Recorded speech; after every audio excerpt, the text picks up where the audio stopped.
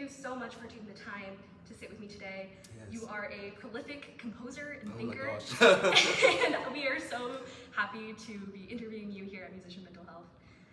But I want to start at the beginning. Could you tell me about your childhood? Wow, okay. Well, I just reached 31, so I'm really grateful for that. Yes. I feel like I would not have reached 31 without my childhood.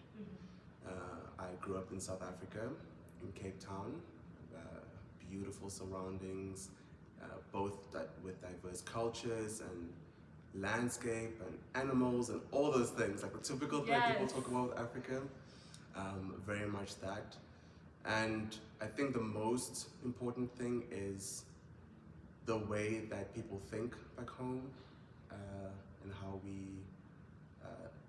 what's the word, like relate to one another. That was my childhood. Yeah. I grew up around so many different people. Difference was the name of the game, and I got comfortable with recognizing that human beings are different. You're right. And that we're not all the same. I mean, you know, there's a typical thing of like, we're all blood, we're all gonna, Sure. you know, one day have to reside in the grave. Yeah.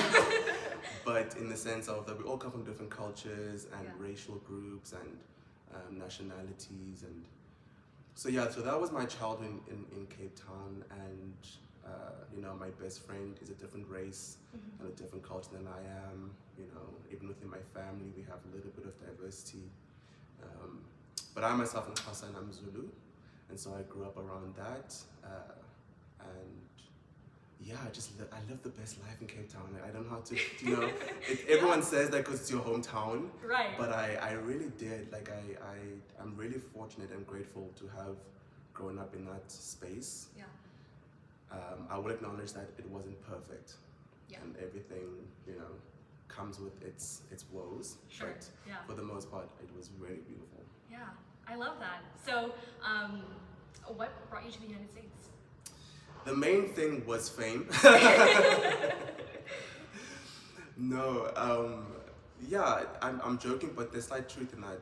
I wanted to become, you know, really famous and become this like famous musician and Yeah. so on and so forth. And that's why I started off in Los Angeles. Yes. But UCLA, right? UCLA, Yes. yes. Go Bruins. But yeah, I just didn't resonate with that, you know.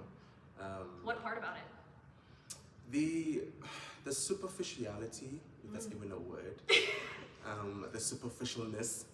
Sure, We'll right, make up words yeah. here. But no, just the inability that many that I was interacting with in the music scene, the inability of people just to become vulnerable, Yeah. and to reveal themselves in a way that, you know, brings out the humanity in everyone, Sure. as opposed to trying to be this image that, you know, is very much linked to fame and fortune. And, you know, I say that not to judge anybody who's doing that, but it just didn't resonate with me.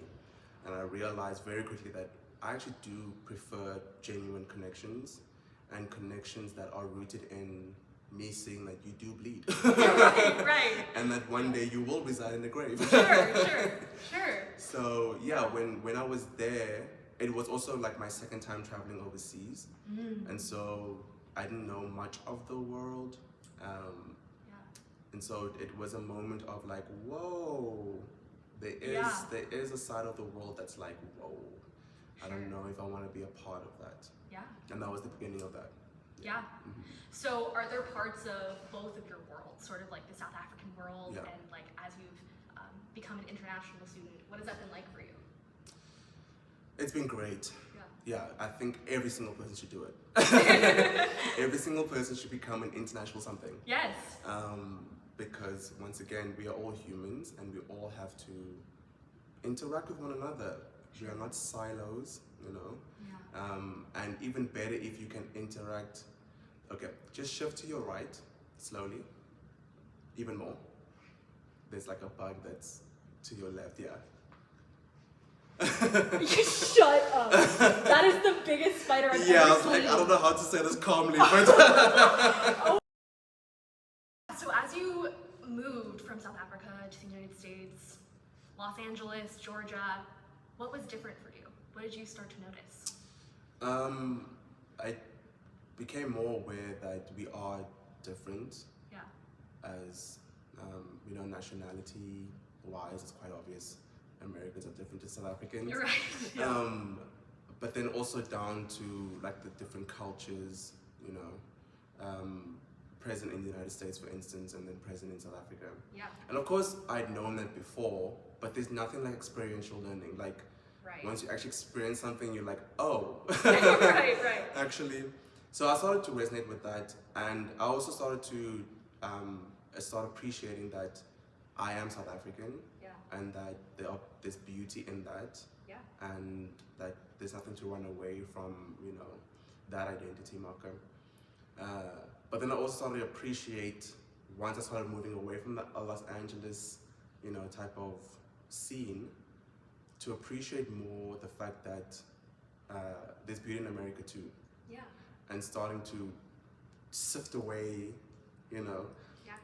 the brand that is America, because America is a brand. Sure. Yeah. And started to see like, okay, but what actually is the truth that's here? And started to really appreciate, I'm like, oh man, I resonate with this. So that really became like a big thing. Yeah. That's why I came back every single time. Right. Yeah.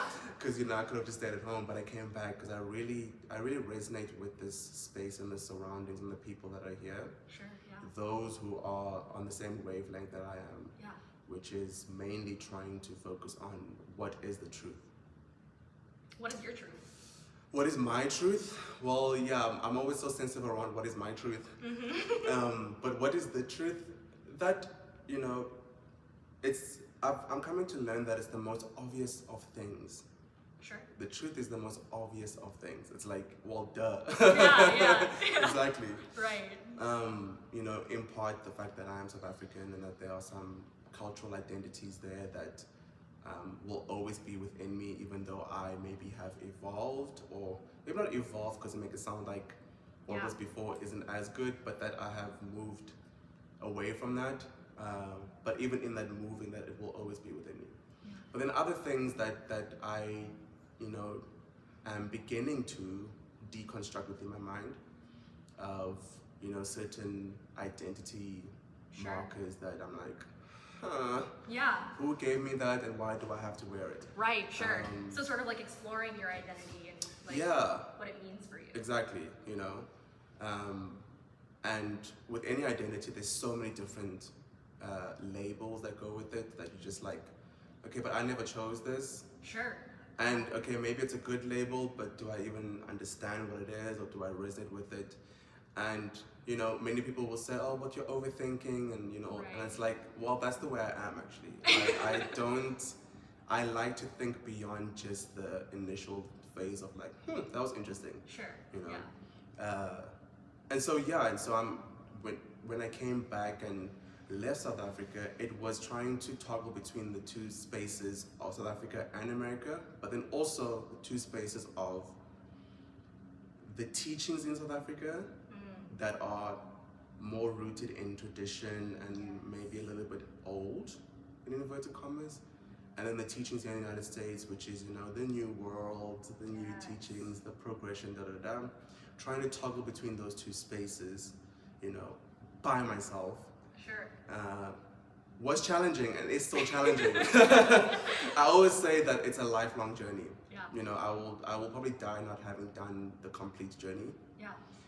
But the way that I am as an individual is that I would rather just start the journey than be scared that I'm not going to complete it, so why start it? Right. Yeah. How has fear sort of like influenced you? And does it still influence you? Yeah. Yes. I am human, so I do obviously get scared. But there's a wonderful quote, and I don't know who said this, but I'm sure many people will know it. It's, what does fear stand for? They made it into a type of mnemonic. Yeah. And, it's the one that most people do, which is forget everything and run. So FEAR. The one that I resonated with is the other one, which is face everything and rise. Oh, I love that. And so when I came across that, you know, during my undergrad, it really, I was like, yes, like that's exactly what it is. It's like you're scared and all of those things, but you just do it anyway because you just know in some part, somewhere deep within, that it is what you need to do and that it will have a positive outcome. Because I do believe that fear actually is a good thing, that it's a thing within us as humans that allow us not to be stupid. Sure, right, yeah, right. But I do think that, you know, because the world we live in, fear has become this tool that maximizes people's self-victimization as opposed to empowering their like own power within. Right. That like the next step you need to go to is very scary, but you can go there. Right. Right. You just have to face everything. Right. And rise. Yeah. Exactly. No, you definitely have to, and especially with everything going on, it's terrifying to pursue a creative career. Especially as someone who doesn't sort of fit into the expectations of the society. Yes. So I guess, how do you currently navigate that? I mean, I'm always asking questions. And always seeking answers for those questions.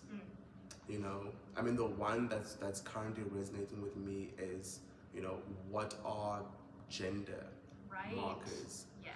And why do we have those particular gender markers? And I think that's a very important question because right now, I just see that those gender markers stifle a lot of people. Yes. And how they can fully express themselves. Yeah. And so that's an important question, for example, that I feel like when you ask that question, you're not just asking it like, oh, so why do boys, when they're born, get immediately dressed in blue, for instance? Yeah. Like, why do we do that? Right. That's the question. Sure, yeah. And people stop there. Right. I go, no. Because I think the fear obviously is that whatever answer I find will then therefore like totally change my world. Yes. Of like what I understand, what I've been taught to do, all these things will go upside down. Yeah. And that's good.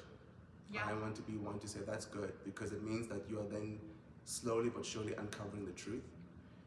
When you just blindly follow things, it's like, right. Sure, I get it. I do get it, but then you're doing that. Yeah. And that means that has its own consequences. Sure. You know?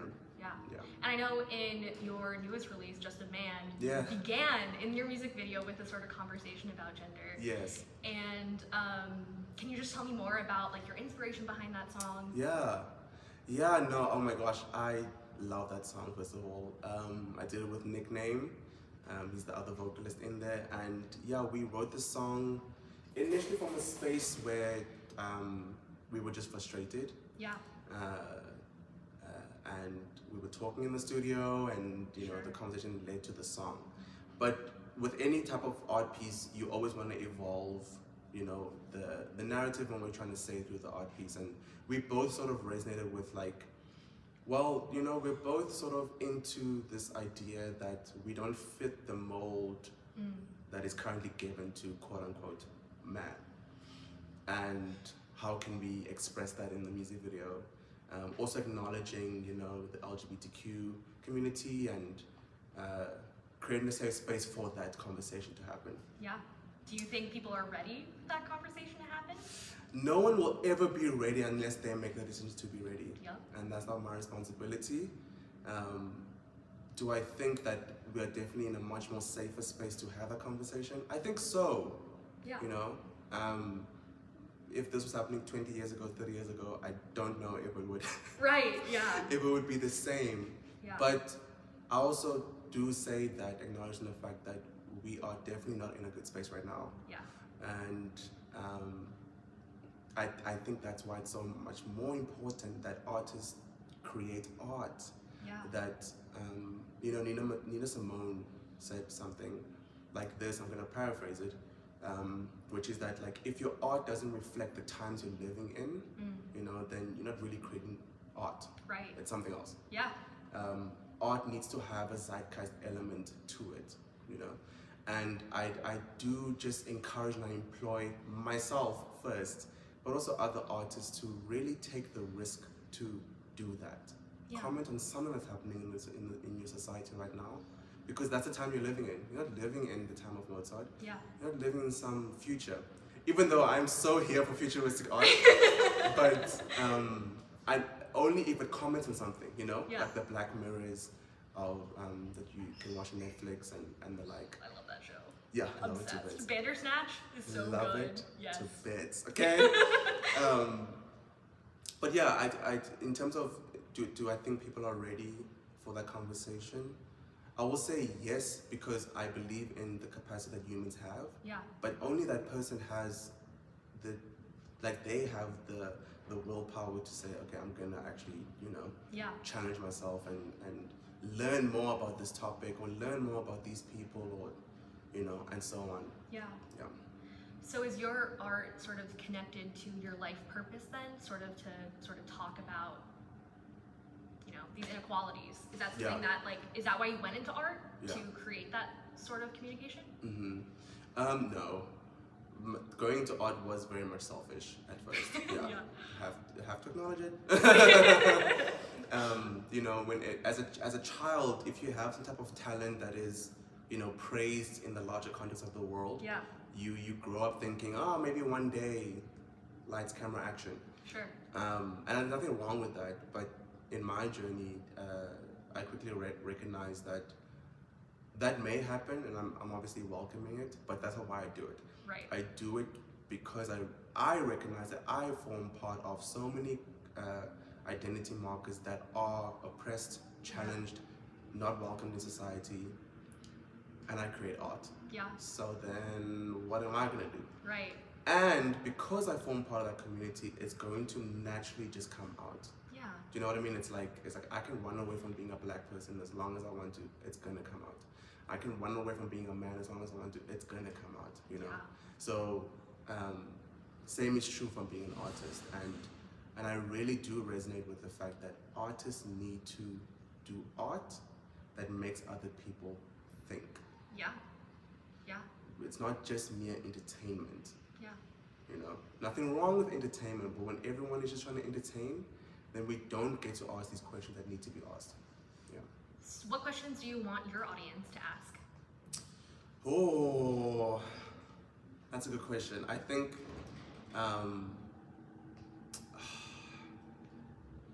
that's a really good question. I want my audience to ask the hard questions, and I want my audience to, when they see my art, they say, well, if he did it, then I can do it. Yeah. Type of thing. And not the fame and not that stuff, but Sure. if he's putting himself in that space that is very challenging and you know can be very isolating, then I can do it. Yeah. And I don't believe that human beings come into this world to just live a life and then die. Mm-hmm. If ants in the ground are working with purpose, Yeah. then human beings on this ground need to work with purpose. Mm. And your purpose doesn't have to be this big, like, you know, like this thing of like, I need to change the world. Right. No, you need to just do the hard work. Yeah. It's hard work, and you need to just do it. Yeah. For yourself first, because you are the most important person in your life. Yeah. But when you do it for yourself, you are going to impact other people that much more positively Yeah. than if you just decide to rot away, basically. Right. You know? Yeah. So during that journey for yourself, did you feel like the American institutions supported you throughout this growth? Or what was it even like as you were beginning as a childhood in South Africa? Like, Yeah. Well, yes. I'm so thankful to my education experience here in America, because it has definitely been the wind underneath my wings. yeah. Because of the mere fact that in that whole new world progression aspect of it, when you're discussing things, people are more willing to join the conversation. Here compared to Compared to South Africa. Yeah. Yes. Not that there aren't people having discussions back home. Yeah.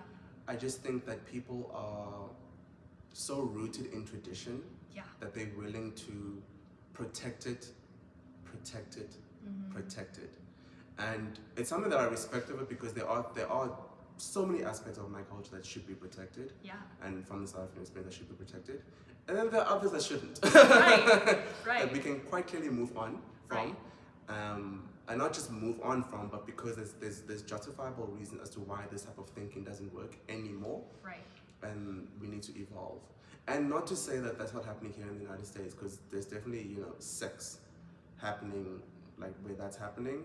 But I'm talking about the academic space in terms of the arts here in the United States. It's way more progressive and way more willing to be like, oh, it's kind of cool. And then, I didn't realize X, Y, and Z. Whereas back home, it's like, yeah, well, we don't do that type of thing. Do you think that's a remnant of like the post-apartheid world that you now live in, since your people were silenced for so long? Right. Is that part of it for you?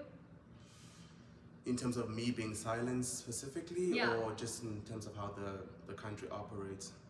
I guess in terms of how it's impacted you as an artist and your mission. Yeah. Yeah. I mean, whew. Yes. The answer to that is yes. Yes. Yes, because I'm a black man in South Africa, and so that means a lot, Yeah.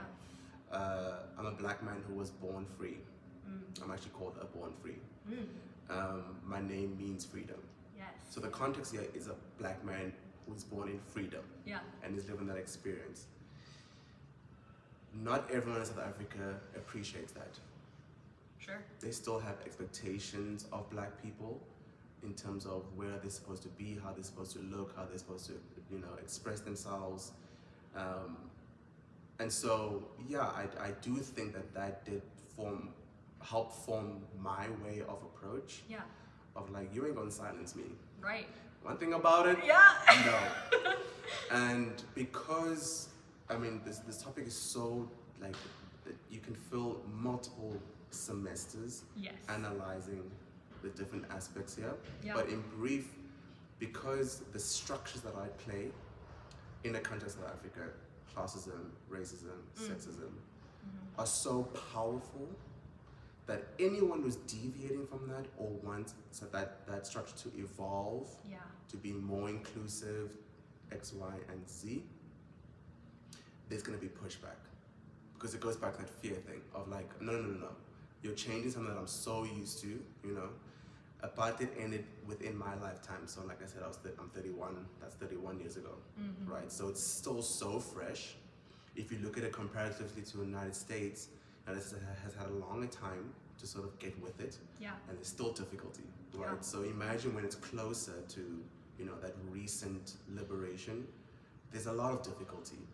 Now, I'm not sharing that to say that like the country will never ever, evolve. It's just that the truth of the matter is that in this current situation, there's so much work to be done. Yeah. There's so much work to be done. And it's exhausting because you have to perform, right? Okay, all the time. Yeah. Everyone is out here just trying to be something that they're not because they obviously need to survive. Right. The name of the game is survival. Yeah. As a human being, we're trying to survive. And that's why I always champion the thought of like, just don't make it that much harder then for people. Like, we're all trying to survive. We're all trying to pay a rent that is too much, trying to feed a kid that needs to eat. Kind of feed yourself, and then you're gonna make it that much harder because you're worried about these structures that were formed for a society and a group of people that operated way differently than we do. Sure, yeah. And we're still using that model. Yeah. Make it make sense. It doesn't make sense. It doesn't make sense. Yeah. And that's why it's so interesting to talk to these, to humanitarians and some scientists that are involved in this discussion of like, okay, so how do we move forward? Because we can't expect to label people through racial markers all our life and expect it to work. It doesn't work. Yeah. Like, what example did it actually work? There's none. So just on a scientific thing of like, okay, so we look at the results. It's giving, it's not working, so let's move on, Yeah. And that's very true for my country. Yes. Yeah, very much true. I love that. I love that. Yeah, so what is one thing that you want young students, both here and in South Africa, to sort of learn from your journey? That it's possible. It's possible. I'm definitely not speaking from a space of like, I've done it and I'm 100% complete and now I can levitate off the ground and, you know, fly around the world. No. But the hard work of sitting by yourself in a room, lights off preferably, Yeah. no music, nothing that's gonna help you escape. Sure. So how you escape is not escaping. Yeah, exactly. No. Right. Sit there Yeah. and just sit in the truth of it all, Sure. you know? And for some people, that truth is amazing. I have a very successful business, I have Yeah. and then for some people, it's a harsh truth. Yeah. But we all have to sit in it. We all have to get comfortable with what that is, because it's there where we're gonna have change. It's not through all the escapism. As much as we've been told a lie of, you know, the best drug this and you know, go party until you lose your mind. Right. No. It doesn't work, unfortunately. I wish it did, because I love a good little club session. Okay? Yes, Like, yes. that's my go-to. But it doesn't work. What does work is sitting, you know, with the uncomfortableness of this life. Better yet, if you can do it with a therapist, and sit through the nonsense. Get to know who you are, away from what you've been told. Yeah. You know, a lot of us have been conditioned to be a particular person.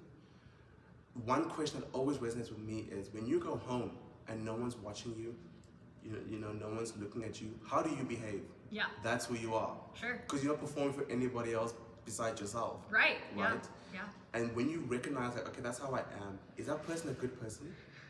And if not, Yeah. let's get with the change, you It know? sounds like you've done so much emotional work. Oh my and gosh, yes. Like, what has that been like for you? Because as a musician, the burnout and the stress is so real. Yeah. What does that look like for you throughout your life? Hard. Yeah. Difficult. Like, some of the most challenging work that I've ever had to go through and do, still have to do, because I want to emphasize, I am not a perfect human being. Yeah. But it's such like, that type of work is so worth it. Yeah. You know, it's equivalent to any other type of work that we think about that might be less, you know,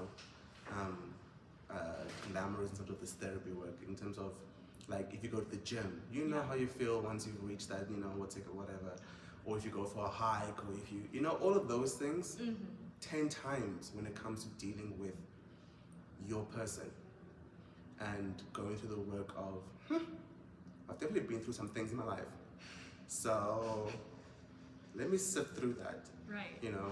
Yeah. But also because you are so important.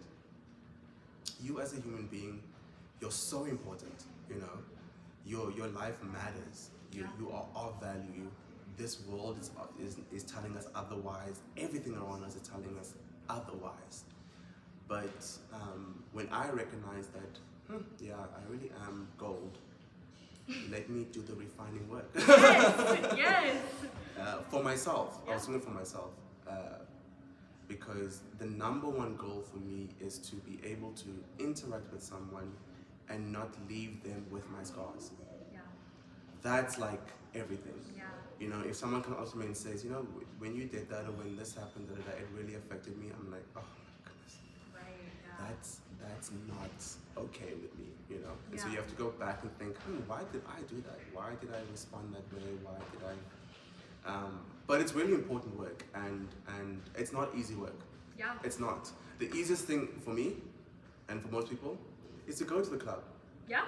It's easy to buy a little drink, you know, Sure. get a little. Right. Yeah. You know what I mean? But that is escapism. That's very much escapism. Yeah. Escapism, and I am not pro escapism. Yeah. I really am not. I am pro healing. Sure. And there are some things that look like escapism, but actually is healing work. Yeah. You know, meditation, going for holidays, all sorts of things. That is part of your healing work. Yeah. Escapism is when you are quite clear that there's something you need to go work on and you don't, and you go and do the other thing that is harmful. That's escapism, right? It looks so different to so many people. But you miss out on doing that work for yourself. Right, yeah. What could be even better, like any more better than just doing things that you know it's gonna benefit you as a human at this time? And a lot of self-work is free. Yeah. There's no cost to it. Yeah. Besides having to let go of the previous self Sure. that was so used to, you know, whatever mess it is. And so for me, yeah, it came from a space of recognizing that, wow, I've been through some things and I got some work to do. Yeah. You know? Yeah. And much like the same energy that I have for I am so ready to go write this paper and do the research and do whatever. Yes. It's the same energy I have towards like, well, I have to go and book a session. Right. With my therapist because, wow. Right. It's all the same energy. Yeah. Yeah. Yeah, and it feels like work. It feels actually like you're not working when you're taking care of yourself, but it is work. It is work. And I mean, it can feel that way Yeah. if you have all the elements good. So you have a good therapist, you know, you have a fulfilling job, Yeah. you have people around you, your community. Like it can feel like, oh, this is nothing. But no one, like most people don't have that. So it literally is like, Yeah. what do you mean I have to go and do this? And you know, jokes aside, it's like, it's really challenging because it brings up so many things and realities of people who are around you who you're like, I thought this, but actually this. Yes. You know, and it's hard work. That's just what it is. It's just hard work, but it's such fulfilling work. Yeah. Yeah. On future hard work, what does your future hard work look like, both emotionally, you know, artistically? What does that look like for you? I really would like to get to a space of complete peace. I am close to it. Yeah.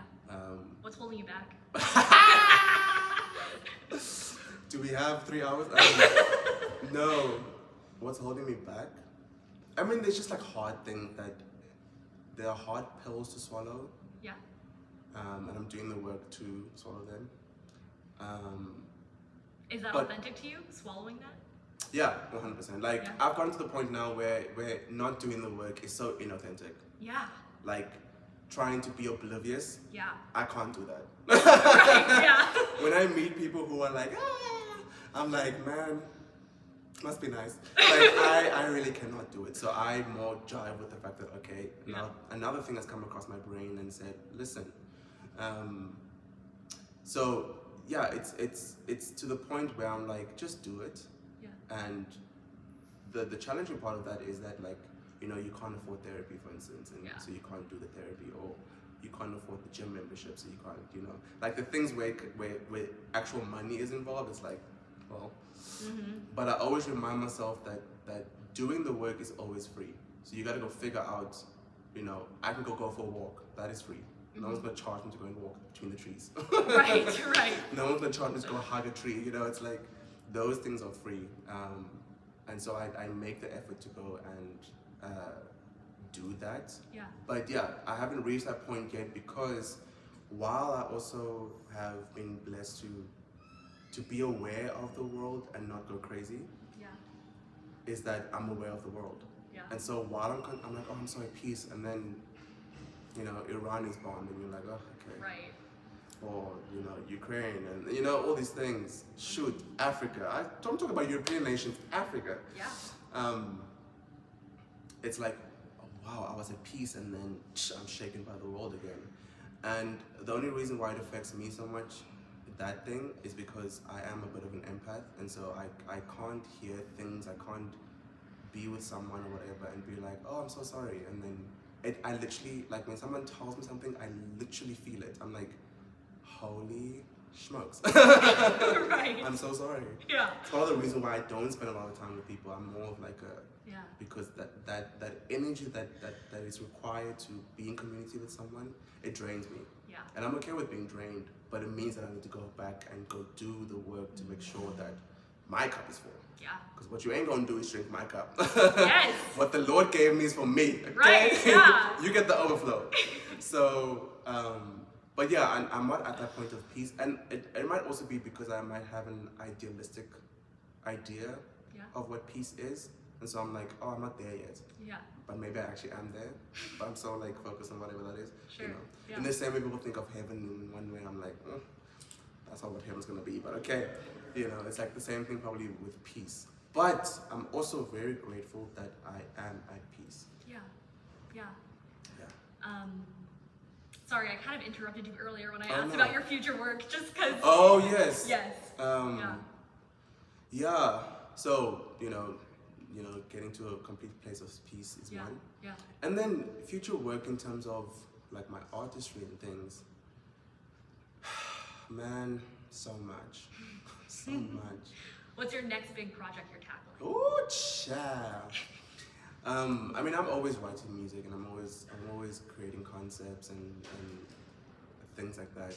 You know, being a broke artist is the challenging part, because I'm like, I can't make these things happen.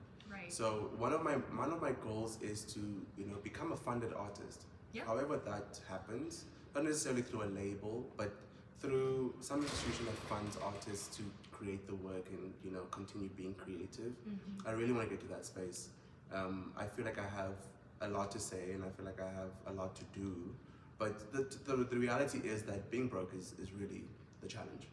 You right. know? Especially because the world expects so much quality, and you can't do quality for free, Right. So all of those things. So of course I have that like industry thing of really receiving support. But yeah, I have so many projects that I'm Yep. There's one coming out at the end of this month. Another song, Another currently, song? It's this one that's coming at the end of this month. I Yeah. can talk about. It's a love song, Oh. and I did it with this friend named Justice, and she has an amazing voice, and she sings in the song, and it's South African house music. So I'm really excited to also incorporate more, of like my culture within the music I write. Yeah. It's all part of this like decolonizing the mind process situation that I'm in. But yeah, so this one has more like a South African house sound to it. Yeah, it's a love song, and love can hurt. So I'll just say that. But it's more like light in terms of the questions being asked, in a song like that. But it still has so much meaning in the same way that I'm questioning gender in Just a Man. Yeah. Love needs questions too. Yeah. And so I'm excited for that one. It's coming out July 25th. That's so exciting, and so soon. Yes. Is there any other work that you just sort of want to shout out that you think would be really beneficial to the music community? Yes, my dissertation work, 100%. Yeah. Evolve in this African state of mind. It's on YouTube, the sound, but the actual dissertation is obviously available in the UGA library. Yeah. And I mean, that whole project stems from decolonization of the mind. Yeah. And I'm not the first to begin this process, so there's obviously many scholars you can go read up on. Rest in peace to Nkululeko Zungu, who just passed away, but he was the main guy who, when I read his book, Decolonizing the Mind, I was like, holy smokes, what do you mean? Yeah, tell me more about that. What does that mean for you? So it goes back to that whole thing we were discussing early on of, you get challenged about the certain structures that you have within yourself, where you're like, do I resonate with this? So the other structure within myself, structure, label, same thing, is, okay, people tell me I'm an African man. What does that mean? Mm-hmm. People tell me I'm African. What does that mean? Especially coming to the United States, that was a whole different situation. It was like, oh, you guys actually do see me as African, so what does that mean? Right. Yeah. And so those questions started coming towards me way back in LA, actually, at UCLA. That's when it started. But when it became more concrete was now during the cessation work. And very exciting for me, because I was like, oh my goodness, I get to uncover a side of myself that maybe I did not resonate with, or like positively or like actively lead with. And that part is, the question that I had in my mind was, what did pre-colonial society look like? Pre-colony meaning in South Africa, Dutch and British. There was a society before that. Before the Dutch and the British came to South Africa, there were people living thriving. Right, yeah. Without their influence. What did that look like? Yeah. Now, of course, the challenging part of that is we don't know the answers entirely because things weren't recorded and there's so many reasons as to why. But within my culture, things get passed down, and there is indigenous knowledge that we can tap into for that. And so yeah, I really became excited, like, oh my goodness, wow, like there's things I can go into, and I became so fascinated around my language, or at least one of the languages I speak, which is Xhosa. Yeah. And as you can hear, it's a click language. And so, you know, I already from UCLA days, but leading up was like, man, these clicks, like, what's happening here? And generally in South Africa, the clicks are used for language. So speaking, you know, in a music element, songs, text, generally, you know. Yeah. One of the most famous ones is Ngotwane by Miriam Makeba, who made the clicks infamous globally and, not infamous, famous, around the world. But it stayed in that realm. And I was like, but we use the clicks in so many other ways. We express with the clicks. There's so many expressions that a Xhosa person will just make up, you know, on the spot using the clicks. And the fascinating thing about that is that everyone immediately understands what that person is saying, even though it might be a new word. Yeah. But it's just like, the sound of the click is like, oh, I get what you're saying, you know? Yeah. I'm trying to think of an example. I'll come back to it, but so we express a lot with the clicks, and then the aspect of my dissertation was then, okay, so then we've got to use it for music too, not just text as a song, but actual sonic events, soundscapes, per se. And so I was like, okay, I'm gonna do that. And so in Evolving the African State of Mind is the start of my work in that, which is taking the clicks, using them as text, using them as expressions, but then also using them as these sound worlds. So in this project, there were like these other world sounds, you know, alien, whatever. I took the clicks, like, and I expanded them or contracted them to create these other sounds that I could use to actually create music with. And I look forward to seeing how that, you know, progresses as I go on. As I always say, I'll probably die and never, you know, complete that work. But what I'm excited about is that it is a African-rooted work. Yeah. It is rooted in the sounds that come from people who lived in South Africa, who spoke with those sounds, who traversed the land, and now there's an opportunity to evolve that into, you know, other aspects that the rest of the world can appreciate. So I'm excited about that. That is so interesting. And I know we talked briefly before about how the clicks and what it did exist in music, but it was silenced. Yeah. And like, given that your name means freedom, what is that? Does it feel like? I don't know. Does it feel like a part of you? I mean, not a part of you, because obviously it is a part of you. But I guess, like, do you feel called to sort of express that? Oh yeah. Yeah. See that calling thing? Yes, I do feel called.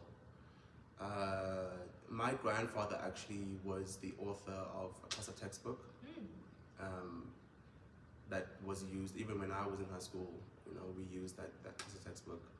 And I didn't really know that. I knew, because my mom told me, but I didn't really know. And then my mom reminded me when I completed my dissertation that, oh, your grandfather too. And I was like, oh, well, there it is. What was the textbook on? Music? No, Xhosa. So Xhosa text. Okay, gotcha. Yeah. Kind of like a, not a dictionary, but like a Xhosa workbook, textbook situation, but language, so linguistic things, you know, not music related. But the connection there is that, no wonder it's in my brain, no wonder it's in my psyche, no wonder it's in my blood, because someone before was like, hello. And I don't overlook those things, because I do believe that while we have, you know, an ability to control our world and, you know, make our own decisions, that there are things that are already being predestined to happen. Yeah. And so I don't overlook those moments where I'm like, right. Yeah. And it's beautiful, because when those moments happen, you're like, oh, okay, this is why it was so hard, because also believe in dark forces and they don't want certain things to happen, and so it's like, oh, that makes sense now as to Right. why it had to unfold, you know, in that way. Yeah. But yeah, I do feel called to it. I don't feel called necessarily to do that. I feel called to the earlier part, which is your art needs to express what's happening in society today. Yeah. And in South Africa, the African languages, there are many. Xhosa is one of them. They have not been explored in the ways that they should be explored as a South African society. Yeah. You know. Yeah. And so I'm just super excited to see that happen. You know, it's either one of the first or the first Xhosa dissertation happened within my lifetime. So in the last like 10 years. Yeah. Really? Yeah. Is it either dissertation or thesis? And is that because people, like, generally from that area have problem accessing, like, higher education? No. I mean, yes, but Yeah. so people do have a problem accessing higher education, but that's not the reason why we haven't had Sure. that. I think it's because people generally think to express your grandest of thoughts, you gotta do that through English. Mm-hmm. You know, and then the next language maybe is Afrikaans. Sure. But they've never really been encouraged to go into. We have 11 official languages, so there's options. Yeah. Yeah. And so it's not embedded in the academic environment, but I think that's changing. You know, Yeah. I think there was one that was isiZulu within the past year actually. Really? So that's slowly changing, right? But that's only because the academic space needs to be transformed. Not that the people themselves are not desiring to do that, or Right. they can't express themselves within their languages, Yeah. so on and so forth. So it's exciting to see. Yeah. Yeah. When I visited South Africa, we talked a lot about how they only taught math and science and Yeah. English in English. Yeah. And it made it more difficult for the students who, like, didn't know English Right, and didn't yeah. have access to that. Yeah. Do you know anyone that was, like, personally affected by that? Oh yeah. Exhibit A. I mean, I grew up in Cape Town, so we were just generally expected to speak English. Yeah. And Afrikaans. And then the next African language, Xhosa and Zulu. More Xhosa than anything. But I also grew up in a context where speaking English was very easy for me. Actually, I'm very much fluent in English, so Yeah. I express my grandest of thoughts through English. But I had friends and I have family who don't. You know, English is very much a second language, Yeah. and they can express themselves on a high regard in their mother tongue Yeah. or their native language. But they weren't allowed to Mm-hmm. because other people don't understand the language, or the space just didn't allow it. Yeah. You know, my parents, for example, my mother, when they would speak in their native language in the school, they would be punished for speaking in their native language. Yeah. Now that was during apartheid. When apartheid ended, that structure didn't just stop. Right. That way of thinking and whatever carries over. So, you know, in today's society, you're praised for speaking English and doing so, and you know, in a very way, you know. And Yeah. so those type of difficulties or challenges make it difficult for people to then, you know, want to express themselves in their languages, because it's like, who's going to listen to me? That's changing now. I'm so excited for that. But you know, in the first 20 years of post-apartheid, people were very much encouraged to speak Yeah. the language of the colonizer. You know, English, Afrikaans for us, German, French. Oh my goodness, yeah. If you could speak German and French, you was just seen as someone, you know, who is, oh my gosh. Which is, I want to also emphasize that there's nothing wrong with that. Yeah. The problem comes when it's seen as some type of way to measure someone's worth. That, oh, you can speak German, you can speak French, you can speak English, you're better than this person who speaks literally Xhosa, Sotho, Sepedi, isiZulu, like all the other African languages, 5.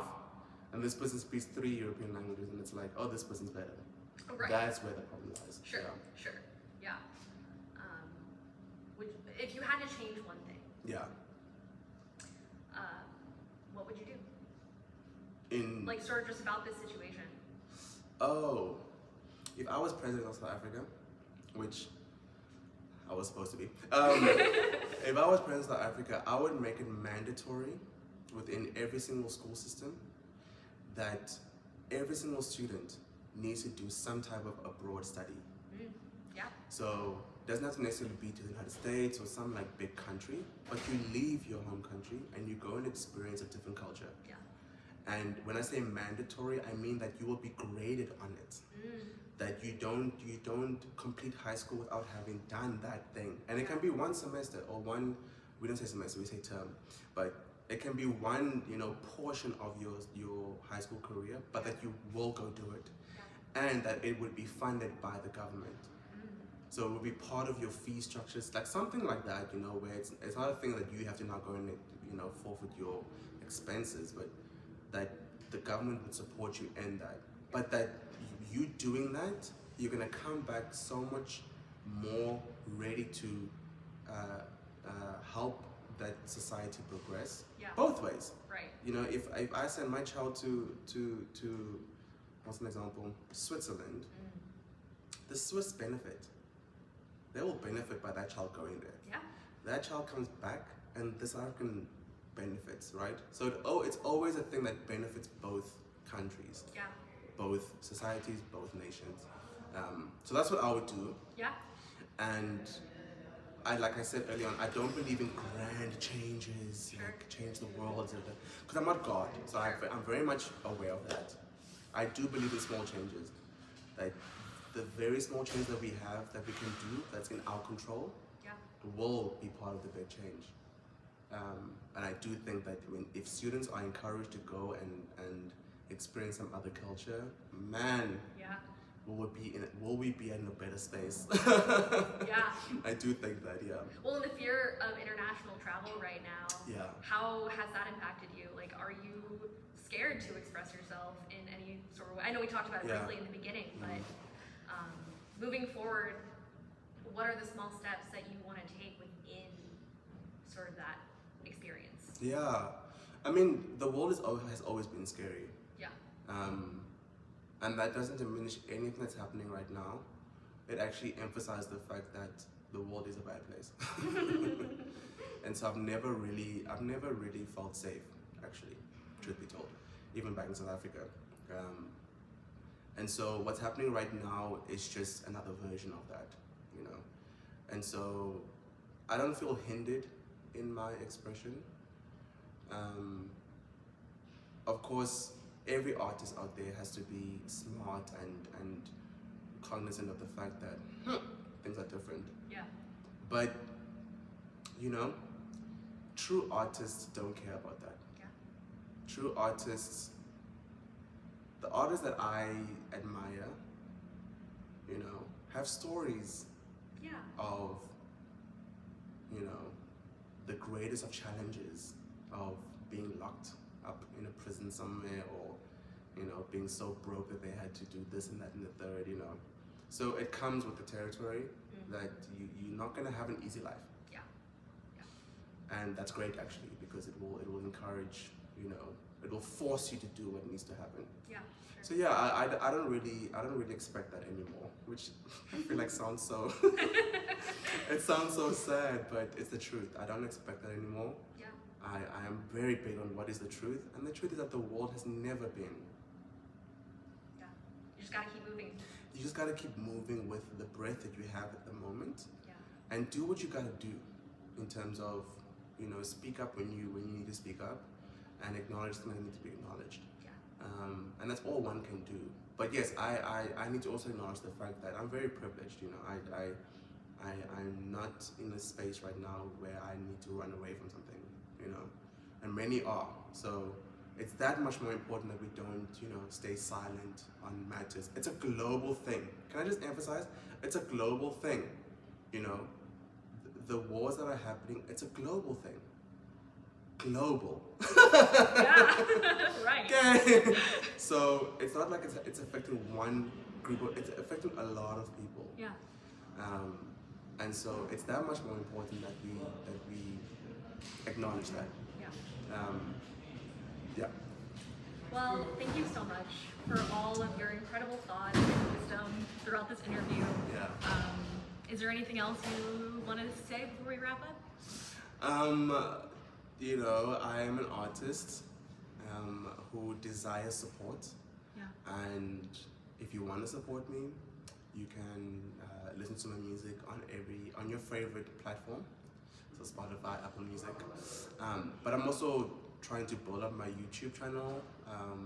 And at the moment, I have a South African Reacts that happens every single Friday at 1 p.m. It's so funny. And I react to you know, other music and other live performances. But I want to build that channel up into quote unquote more serious things and have more discourse there. But I need support. So I would love for people to go there and subscribe and follow me on all the socials, Harmonize too. And yeah, just watch this space. Watch this spice. Thank you so much. Thank I hope you have a great rest of your week. You too. And yeah, thank you. Thank you. Bye.